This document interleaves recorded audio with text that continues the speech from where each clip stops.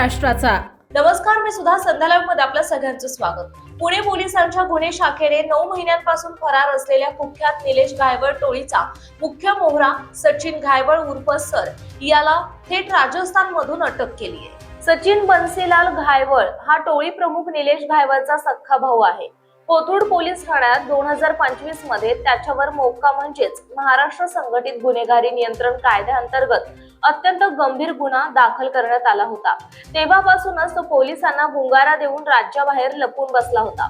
पुण्याचे पोलीस आयुक्त अमितेश कुमार यांनी शहरातील फरार गुंडांना तात्काळ शोधण्याचे आदेश दिले होते। त्यानुसार एसीपी शैलेश संखे यांच्या मार्गदर्शनाखाली गुन्हे शाखेच्या टीमने तांत्रिक तपासाच्या आधारे थेट राजस्थान गाठले आणि तिथून सचिन घायवळला बेड्या ठोकल्या। घायवळ टोळीसाठी हा अत्यंत मोठा धक्का मानला जात आहे।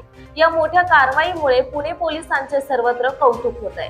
रात्री 10:30 वाजताच्या सुमारास राजस्थानचे सीकर जिल्ह्यामधून सचिन घायवळ आरोपी जे 5 मोकामध्ये फरार होता त्यांना आपले गुन्हे शाखेची टीमने ताब्यात घेतले आहे।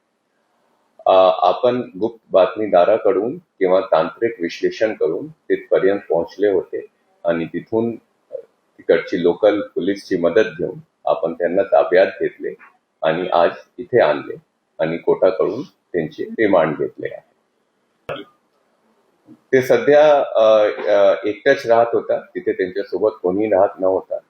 त्यांना कोणी मदत केले होते, कसे केले होते त्याची माहिती पूर्णपणे जे आहे त्याची चौकशीच्या नंतर, त्याची इंटरोगेशनच्या नंतर आपल्याला कळते। सध्या ते आणले आहे आणि आपण त्याची रिमांड घेतली आहे। आता आपण ज्यांना ताब्यात घेतले आहे तेव्हा त्याच्याकडे कुठल्या प्रकारचा वेपन भेटला नाही आहे। जर त्याच्याकडे आधी तसं काही होईल तर आपण त्याची चौकशी करून हे करणार आहे। जसं मी आपल्याला सांगितले की ऑलरेडी आपण आता त्याने येऊन त्यांचे रिमांड घेतले आहे।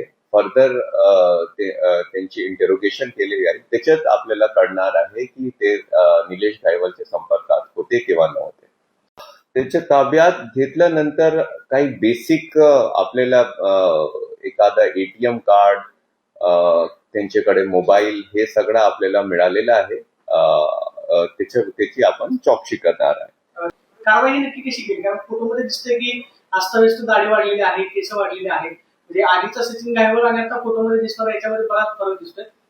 तपासताना काय अडचण आली काय?